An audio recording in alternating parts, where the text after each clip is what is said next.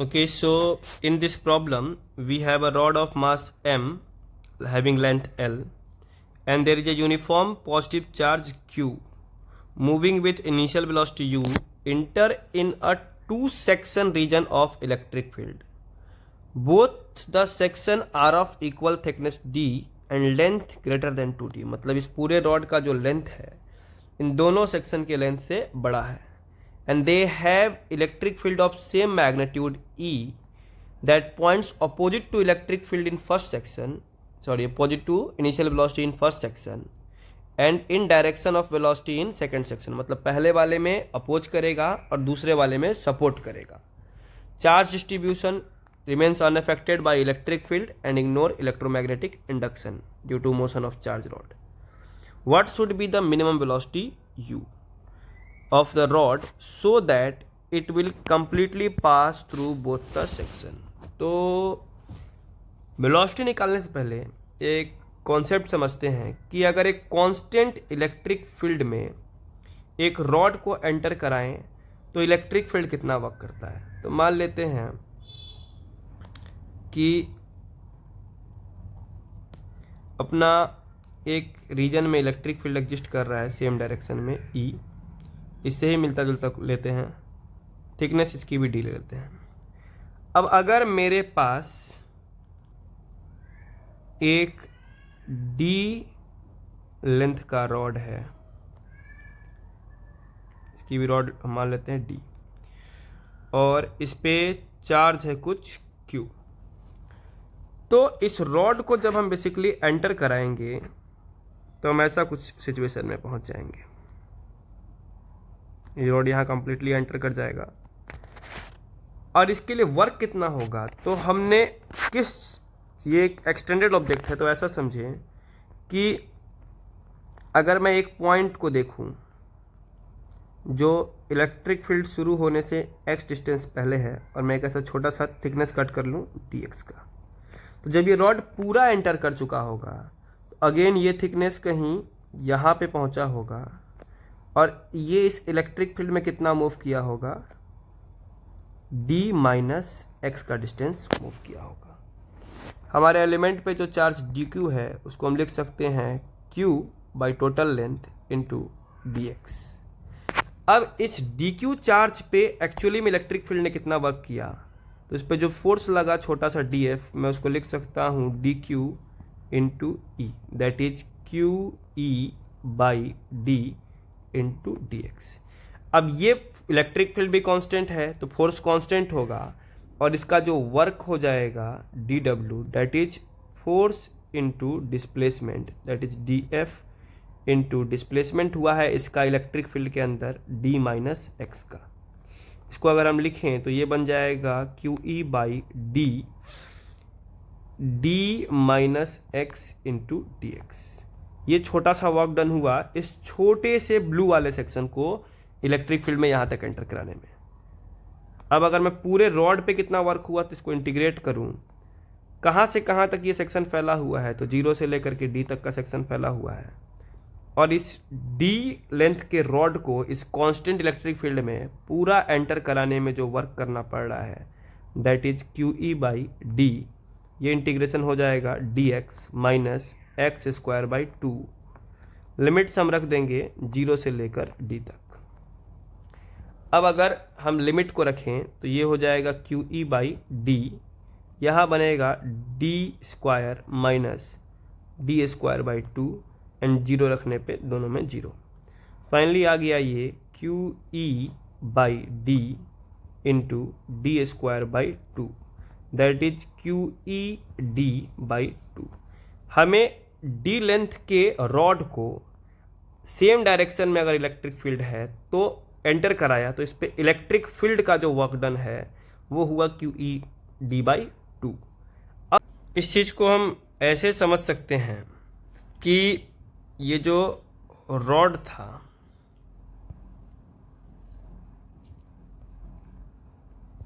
ये रॉड का centre of mass कहीं इधर में होगा और ये जब पूरा एंटर किया तो ये पहुंच गया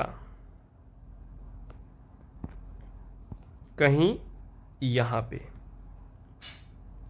मतलब मैं पूरा का पूरा चार्ज अब इस पॉइंट पे कंसंट्रेटेड मान लूँ, तो ये चार्ज यहाँ, मतलब पहले तो एंटर करने में कोई वर्क नहीं, और इस पॉइंट से शुरू करके इस d/2 डिस्टेंस तक लाने में इस q चार्ज को जो वर्क करना पड़ा वो ऐसा करना पड़ा QE, और इसको डिस्टेंस चलाया हमने d/2 का 2।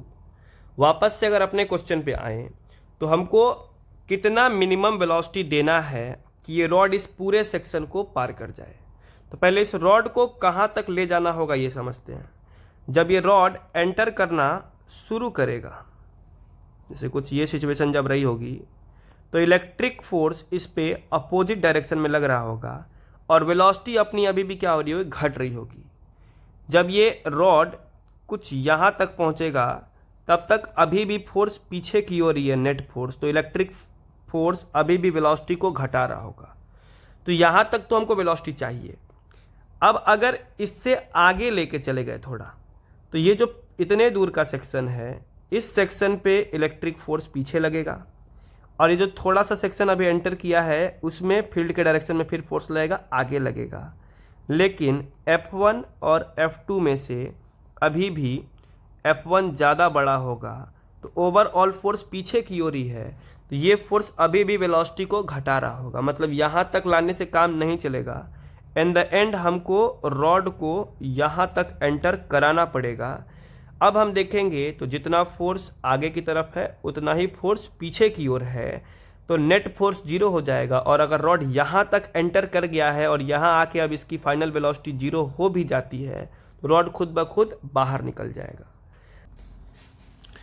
इस रॉड को दो सेक्शन में बांट लेते हैं। एक सेक्शन 1 जिसका सेंटर पे यहाँ Q1 चार्ज होगा, और ये Q1 चार्ज कितना होगा, तो Q चार्ज L लेंथ पे स्प्रेड है और हमारा जो लेंथ है वो है D, तो Q/L × D। हम इस रॉड को कहाँ तक ले जा रहे हैं, तो लास्ट यहाँ तक ले जा रहे हैं। तो पहले ये जो पॉइंट चार्ज है Q1 वो पहले यहाँ पहुँचा, फिर जब रॉड का ये वाला एंड इधर पहुंचा होगा तो ये पॉइंट चार्ज पहुंचा होगा Q1 कहीं यहाँ तक, यहाँ एक वर्क हुआ, तो जो वर्क हुआ उसको बोल देते हैं W1, and this is Q1ED/2, और ये नेगेटिव होगा क्योंकि इलेक्ट्रिक फील्ड अपोजिट डायरेक्शन में है।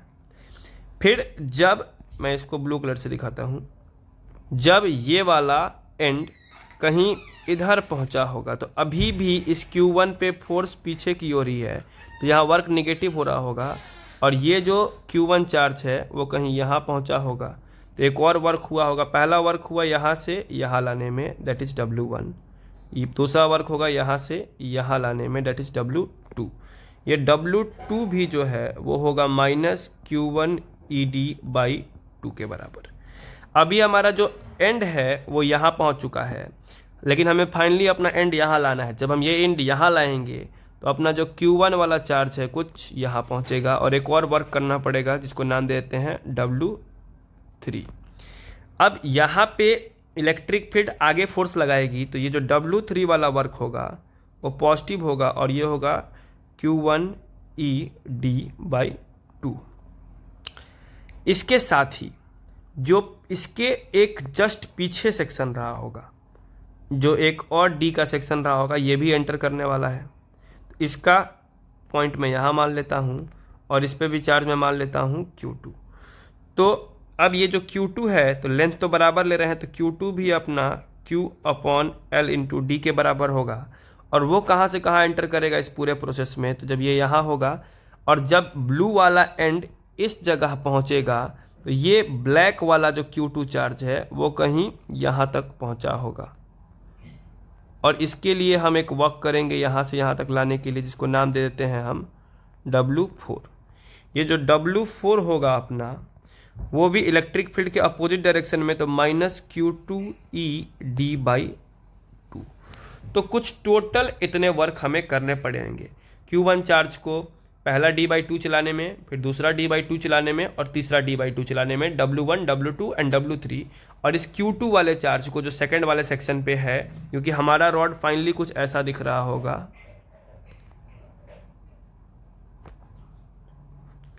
यहाँ पे रहा होगा कुछ अपना ये Q1 चार्ज और यहाँ पे रहा होगा अपना Q2 चार्ज। तो हमें कुछ इतने वर्क करने पड़े होंगे। तो जो टोटल वर्क हो जाएगा इलेक्ट्रोस्टैटिक फोर्स का, वो हो जाएगा W1 plus W2 plus W3 plus W4। जो वर्क हम देख पा रहे हैं वो हम लिख पाएंगे minus Q1E/D/2 minus Q1E/D/2 plus Q1E/D/2 minus Q2E/D/2। ये तो कैंसिल हो जाएगा। और Q1 और Q2 की वैल्यू को रखें तो Q1 और Q2 बराबर है, तो हम देखेंगे ये बन जाएगा माइनस Q, वैल्यू हमने निकाला था QD/L, वैल्यूज बराबर हैं, ऐड हो जाएंगे इनटू ED। तो ये आ जाएगा QE/D²/L। अब यहाँ से आगे हम एनर्जी कंजर्व, तो यहाँ से आगे अगर हम वर्क एनर्जी थ्योरम लगाएं तो work done by electrostatic force is change in kinetic energy. अब इलेक्ट्रोस्टैटिक फोर्स का वर्क डन कितना है, तो minus QE/D²/L। Final kinetic energy हम 0 चाहते हैं और हम मिनिमम वेलोसिटी से चाहते हैं, तो हाफ mu मिनिमम का स्क्वायर। माइनस वाले साइन अपने कैंसिल हो जाएंगे और जो u मिनिमम का स्क्वायर है वो आएगा 2QED²/M/L। जो मिनिमम वेलोसिटी रिक्वायर्ड होगी वो आ जाएगी, d बाहर आ जाएगा, रूट अंडर 2QE/ml। तो this should be the minimum velocity. Okay, now the second part of the problem. अगर सेकेंड पार्ट ऑफ प्रॉब्लम को देखें तो ऐसा होगा कि ये दो सेक्शंस हैं। अब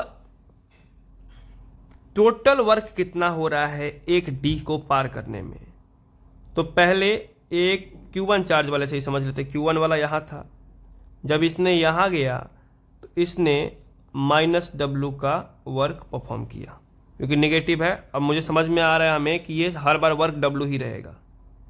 जब ये यहाँ से यहाँ पहुँचा तो फिर से एक माइनस W हुआ, फिर जब यहाँ से यहाँ पहुँचा तो फिर एक प्लस W हुआ। और अब इस पर पूरा बाहर निकलना है, तो अगर रॉड बाहर निकला होगा तो रॉड इधर आया होगा, एक प्लस W का वर्क हुआ होगा। तो इस पूरे प्रोसेस में जो पूरे रॉड को निकलने में इलेक्ट्रिक फील्ड वर्क करेगा वो होगा 0।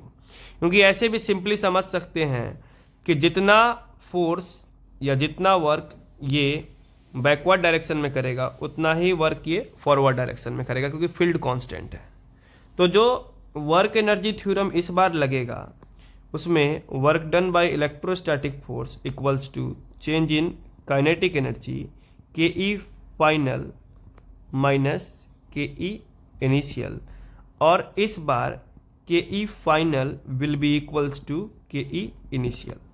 Half mv² equals to half m 2 times u minimum का स्क्वायर। हाफ m वाले टर्म्स तुरंत कैंसिल हो जाएंगे अपने, v equals to 2 times u minimum. u minimum की वैल्यू आई हुई है d 2 times QE upon ml। तो ये हो जाएगा 2D 2QE अपॉन ml।